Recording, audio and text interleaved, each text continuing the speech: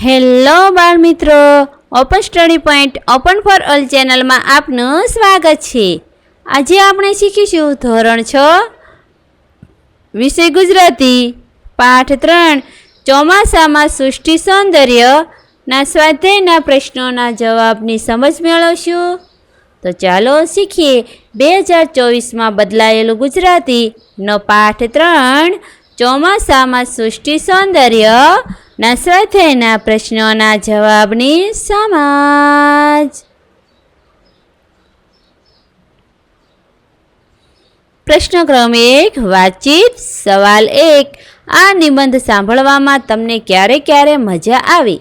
આંખો બંધ રાખીને સાંભળીએ તો શું ફરક પડે?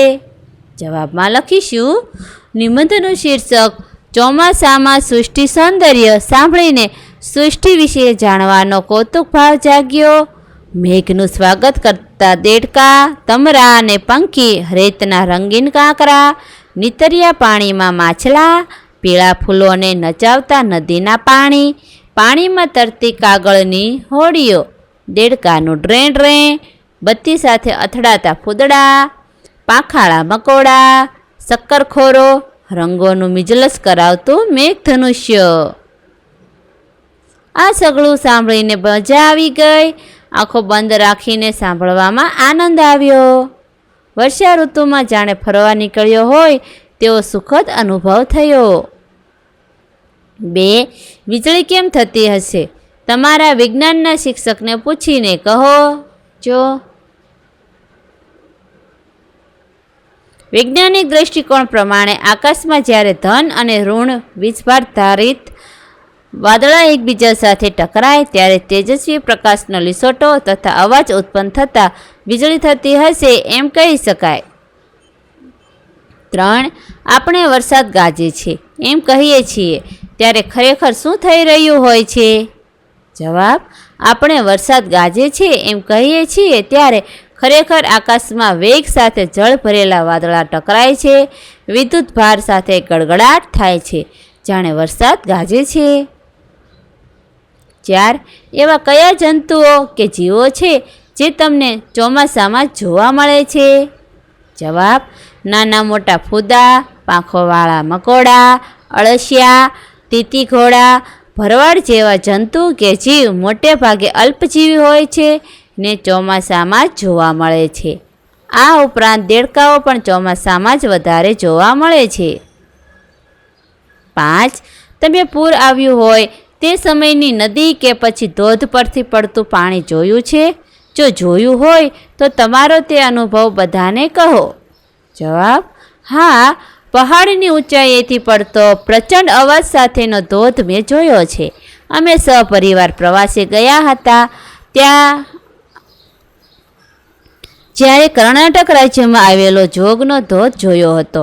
આ ઉપરાંત જ્યારે અન્ય રાજ્યોમાં પૂર આવે ત્યારે તેના દ્રશ્યો ટીવી પર સમાચારમાં જોયા છે। કુદરતના રૌદ્ર સ્વરૂપના દ્રશ્યો ડરાવી મૂકે તેવા હોય છે। 6, જાની વાલી પીનારા, કહો કે મેઘધનુષ્યમાં કયા રંગો હોય છે? મેઘધનુષ્યમાં જાંબલી, નીલો, વાદળી, લીલો, પીળો, નારંગી અને રાતો એટલે કે લાલ એમ 7 રંગ હોય છે। 7, ચોમાસામાં વાદળના આકાર જે કેવા જોવા મળે છે? અલગ અલગ આકારના 5 વાદળ ચિત્રો। ચોમાસામાં વાદળ રૂના મોટા ઉડતા પોલ જેવા લાગે છે। એના આકારમાં ઘણીવાર પ્રાણીઓના આકાર જોવા મળે છે। કેટલીક વાર આપણે અપેક્ષા પ્રમાણેના આકાર દેખાય છે। ભૂખ્યા હોઈએ ત્યારે કેટલીક વાર જલેબી જેવો કે માલપુઆ જેવો આકાર પણ દેખાય છે। 8, વરસાદ પડે ત્યારે તમને કઈ જગ્યાએ જવું ગમે? કેમ? જવાબ, વરસાદ પડે ત્યારે મારું મન ઘરની બહાર જવા તલપાપડ થઈ ઉઠે। ક્યારેક તળાવ કિનારે પાણીમાં પડતા પાણીને જોવા, ક્યારેક નદી કિનારે, ક્યારેક નાના ફૂલકા સાથે હોળી રમવા, વરસાદથી શાંત થયેલી લીલી ધરતી જોવા ઊંચા પહાડોમાં જવું ગમે। પ્રશ્ન ક્રમ 2, આપેલા એક શબ્દ કે શબ્દ સમૂહ વાંચો, તેને લાગુ પડતા વિભાગમાં લખી ઉદાહરણ મુજબ ચેકતા જાઓ। અહીંયા ઉદાહરણ આપ્યું છે, વારંવાર અને જળ એના પર લીટી કરી છે એ પ્રમાણે એક એક શબ્દ કે શબ્દ સમૂહ વાંચવાનો છે અને તેને લાગુ પડતા વિભાગમાં લખી ઉદાહરણ મુજબ ચેકતા જવાનું છે. અહીં શબ્દો આપેલા છે: મધ ચૂસવું, ગર્જના, લીલું, ચક્કરખોરો, દેડકા, તીણું, ઝીણું, પૂર, આમ તેમ. એક ચોમાસાને લગતા છે: જળ, ગર્જના, પૂર, મેઘ, ઇન્દ્રધનુષ, મેઘધનુષ. 2 ચોમાસું જીવો: દેડકા, કાનખજૂરા, વીછી, ફૂદડા, પાંખાળા મકોડા. 3 જગ્યા કે વસ્તુની વિશેષતા દર્શાવતા: લીલું, તીણું, ઝીણું, આમ તેમ, આજુબાજુ, સહજ, ધોળું, કાળું, સરસર, ઝાંઝરું. તળિયું: તપખીરિયું, મોટું, નાનું, લીમડો, ચોખ્ખું, આખું, હમણાં, જાડું, પીપર, ઊંચું નીચું, રંગબેરંગી. 4 નદીને લગતા: જળ, પૂર, રેતી, કાંકરા, માછલા, વહેતું, છીપલા, શંખલા, ભેખડ, કાંઠો, તણાવું. 5 પક્ષીઓને લગતા: શક્કરખોરો, મોર, પીછા, કાગડો, માળો. 6 ક્રિયાની વિશેષતા: વારંવાર, મધ ચૂસવું, નાચવું, વહેવું, કરડવું અને નીતર્યું. પ્રશ્નક્રમ 3 શબ્દ અને તેના અર્થ વાંચો. અર્થના આધારે વિકલ્પમાં આપેલા વાક્યોમાંથી જે વાક્યો સાચા હોય તેની આગળ ખરું કરો. અહીં શબ્દ અને તેના અર્થ વાંચવાના છે. ત્યારબાદ અર્થના આધારે વિકલ્પોમાં આપેલા વાક્યોમાંથી જે વાક્યો સાચા હોય તેની આગળ ખરું કરવાનું છે. 1 તરવરિયા એટલે કે ચંચળ, ચપળ, અધીરા. 3 વિધાનો આપ્યા છે, એમાં સાચું વિધાન છે. બીજું અને ત્રીજું કે નાના બાળકો બહુ તરવરિયા હોય છે, એક ઘડી પણ શાંત બેસે નહીં. બીજું, જીયા અને ઉર્વિશા એવા તરવરિયા છે કે તરવાની હરીફાઈમાં બીજા કોઈને જીતવા જ ન દે. 2 વેગ એટલે ઝડપ. 3 વિધાનો આવશે. ઢાળ પર સાયકલ સડસડાટ સરકે તેનો વેગ રોકવા બ્રેક લગાવવી પડે. ચિત્તો પૃથ્વી પરનું સૌથી વધુ વેગથી દોડતું પ્રાણી છે. સ્કૂટર ચાલુ કર્યા પછી વેગ વધારવા એક્સિલેટર આપવું પડે. સવાલ 3 નાજુક એટલે કોમળ, મૃદુ. આ ગાદલું તો રૂ જેવું નાજુક છે. બીજું વિધાન છે નાના બાળકોના હાડકાં નાજુક હોય છે, લાકડું નાજુક હોવાથી પાણીમાં તરે છે. 3 બીજું વિધાન આવશે. 4 હર્ષ એટલે આનંદ. જવાબમાં પહેલું વિધાન આવશે. આ પ્રવૃત્તિ વિદ્યાર્થીઓએ પોતાની જાતે કરી તે જોઈને શિક્ષકને હર્ષ થયો. 5 સૌંદર્ય, સુંદરતા, મનોહરતા. સૌંદર્ય એટલે સુંદરતા, મનોહરતા. જવાબમાં વિધાન આવશે પહેલું અને ત્રીજું. સૂર્યાસ્ત સુંદર જ હોય, તેમાં વળી વાદળાના રંગ સૌંદર્ય વધારી દે. અને ત્રીજું વિધાન છે મીનાક્ષી દેખાવે તો સુંદર છે જ, તેનો સારો સ્વભાવ તેના સૌંદર્યમાં વધારો કરે છે. પ્રશ્નક્રમ 4 ગીજુભાઈને આવું કેમ લાગ્યું હશે? યોગ્ય વિકલ્પ પસંદ કરો. 1 ઝાડ આખો દિવસ હલે છે. આવું ગીજુભાઈને કેમ લાગ્યું હશે? વિકલ્પો આપેલા છે A, B અને C. એમાં સાચો જવાબ આવશે A. આથી તેના પર ખરું કરીશું કે વહેતા પાણીમાં ઝાડનું પ્રતિબિંબ પડવું. 2 ધરતીએ લીલી સાડી ધારણ કરી છે. ના જવાબમાં આવશે B. બધે લીલું ઘાસ ઉગી નીકળ્યું છે તેથી. 3 નદીના પાણી ફૂલોને નચાવે છે. જવાબમાં આવશે B. ચોમાસામાં ઉછળતા નદીના પાણી સાથે ફૂલ ઉછળે છે. પ્રશ્નક્રમ 5 જવાબ લખો. પ્રશ્નની સમજ લઈએ. સવાલ 1 નદીનું પાણી ચોખ્ખું હતું કે ગંદુ? તમને કેવી રીતે ખબર પડી? જવાબ નદીનું પાણી ચોખ્ખું હતું. નદીના નીતરિયા પાણીમાં તરતા માછલા ચોખ્ખે ચોખ્ખા દેખાતા હતા. એમના શરીર, આંખ, મોં, નાક, પૂંછડી સ્પષ્ટ જોઈ શકાતા હતા. પાણી નિર્મળ હોય, કાચ જેવું પારદર્શક હોય તો જ માછલાની ગતિવિધિ સ્પષ્ટ જોઈ શકાય. સવાલ 2 બાવળનું ઝાડ હલતું હતું કેમ ખબર પડી? જવાબ બાવળનું ઝાડ ખરેખર હલતું નહોતું, પણ એ ઝાડનો પડછાયો નદીના પાણીમાં પડતો હતો. નદીના વહેતા પાણીથી બનતા તરંગોથી પ્રતિબિંબ પાણીમાં હલતું હતું. સવાલ 3. કાગળની હોડી બનાવનારા નિશાળિયા જ હશે એમ ગીજુભાઈને કેમ લાગ્યું હશે? હોડીઓ કાગળની છે. કાગળ નોટબુકનો કે ચોપડીનો હોય? સ્વાભાવિક છે કે એ નકામા પાનામાંથી નિશાળિયાઓએ હોડી બનાવી વહેતા પાણીમાં તરતી મૂકી હોય. એથી ગીજુભાઈને લાગ્યું હશે કે કાગળની હોડી બનાવનારા નિશાળિયા જ હશે. 4. ચક્કરખોરો પક્ષીનું 2-3 વાક્યમાં વર્ણન કરો. જવાબ: ચક્કરખોરો લાંબી અને પાતળી ચાંચ ધરાવતું પક્ષી છે. એની પીળા રંગની છાતીમાં વચ્ચે કાળો લાંબો પટ્ટો હોય છે. મોટે ભાગે તે થોર, કરેણ, ફૂલઝાડ કે વેલ પાસે ઉડતું હોય છે ને ફૂલોમાંથી રસ ચૂસતું હોય છે. 5. ગીજુભાઈ બાળકોને શી સલાહ આપે છે? જવાબ: ગીજુભાઈ બાળકોને સલાહ આપે છે, કુદરતી મેઘધનુષના સૌંદર્યને ધરાઈને જોઈ લો. સૌંદર્ય દર્શનનો ઉત્સવ મનાવો. કૂદો, ખેલો. અહીં કૂદો એમ લખવાનું છે, ટાઈપિંગ મિસ્ટેક થયેલી છે. કૂદો, ખેલો, બસ ખેલો. ખેલો ને ખેલો. કપડાં કાઢી વરસાદની નદીઓ પર પુલ બાંધો. ખુશીથી સરોવરોને પર્વતો બનાવો. પાણીમાં તેલ નાખી રંગોની મિજલસ કરો તથા અનેક અખતરાને અનુભવો કરો. ચોમાસું આવ્યું હોવાથી નિશાળના અને ઘરના બારણા ખુલ્લા મૂકો તથા કુદરતમાં ખેલવા નીકળો. પ્રશ્ન ક્રમ 6. નિબંધ વાંચી એમાંના કોઈ એક દ્રશ્યનું ચિત્ર દોરો અને તેમાં મનગમતા રંગ પૂરો. અહીં નિબંધ વાંચીને એક દ્રશ્યનું ચિત્ર દોરવાનું છે, ત્યારબાદ તેમાં મનગમતો રંગ પૂરવાનો છે. પ્રશ્ન ક્રમ 7. કૌંસમાંથી યોગ્ય વિકલ્પ પસંદ કરી ખાલી જગ્યા પૂરો.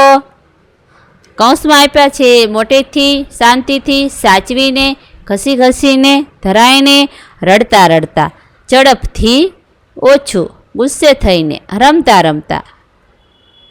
ખાલી જગ્યા પૂરીએ. 1. મેં દોડની હરીફાઈમાં ભાગ લીધો છે. હું ઝડપથી દોડીશ. 2.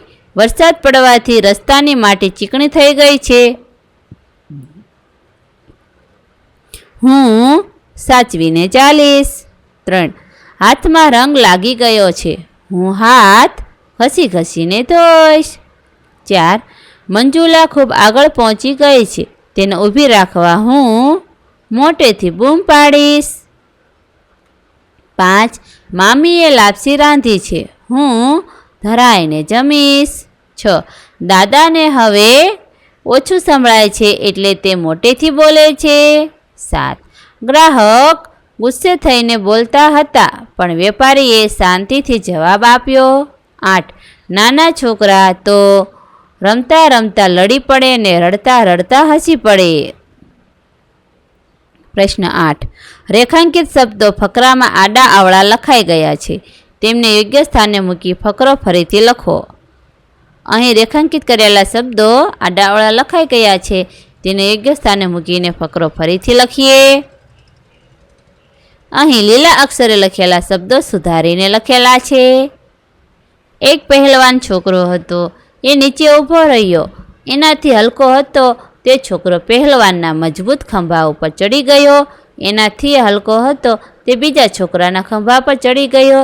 ચારેયમાં સૌથી ટીણકો હતો તે ત્રીજાના ખંભા ઉપર ચડી ગયો. એ તો ઘણે ઊંચે પહોંચી ગયો. એના હાથમાં પાકી કેરી આવી ગઈ. તે સુગંધીદાર પણ હતી. ટીણકો તો ત્રીજા છોકરાના ખંભા ઉપર જ કેરી ખાવા માંડ્યો. પ્રશ્ન ક્રમ 9. અહીં નામ, વિશેષતા અને ક્રિયા વિશેષતાની જોડ આપી છે. તેવી બીજી જોડ ઉમેરો અને ઉદાહરણ પ્રમાણે વાક્યો બનાવો.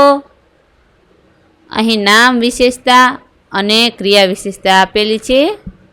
ભાષણ લાંબુ, પાણી થોડું, ટેબલ લંબચોરસ, કૂતરો કાળિયો, શાક ફીકું, છોકરો ઊંચો, કેરી પાકી, દૂધ ઠંડુ. ત્યારબાદ ક્રિયા વિશેષતામાં ચાલવું ધીમે ધીમે, હલવું આમ તેમ, ધ્રુજવું થરથર, મરવું ટપોટપ, બોલવું ખોખારીને, આવવું હળવે હળવે.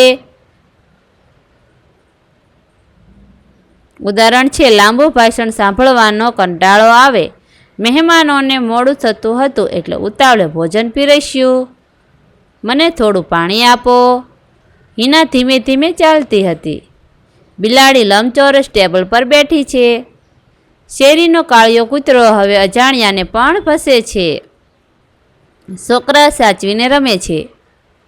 મુન્ની પથારીમાં આમ તેમ હલે છે. આ વાક્યોમાં લીલા અક્ષરે લખેલા શબ્દો કોષ્ટકમાંના છે. મારો નવો મોબાઈલ ખોવાઈ ગયો. મને શાક ફીક્કું લાગે છે ને દાળ તીખી લાગે છે. મમ્મી ખડખડાટ હસી. સાંકળચંદ થરથર ધ્રુજે છે. ઊંચો છોકરો ઝડપથી વાંચે છે. કોરોનાથી લોકો ટપોટપ મરવા લાગ્યા. તે ખોખારીને કંઈ બોલ્યો નહીં. હળવે હળવે હરજી મારે મંદિર આવો ને. મને ઠંડુ દૂધ ભાવે છે.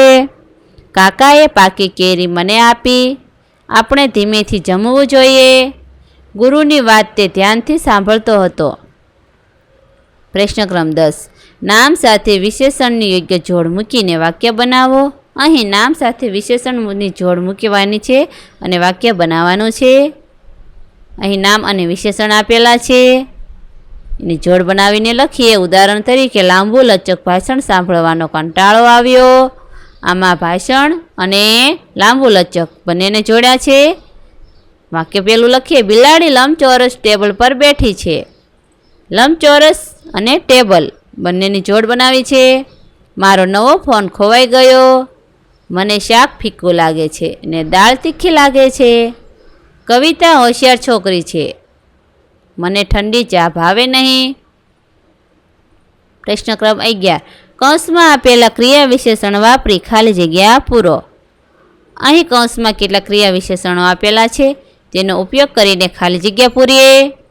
1. દાંતમાં સડો ન થાય તે માટે હાર્દિક સવારે ઉઠ્યા પછી અને રાત્રે સૂતા પહેલાં નિયમિત બ્રશ કરે છે. 2.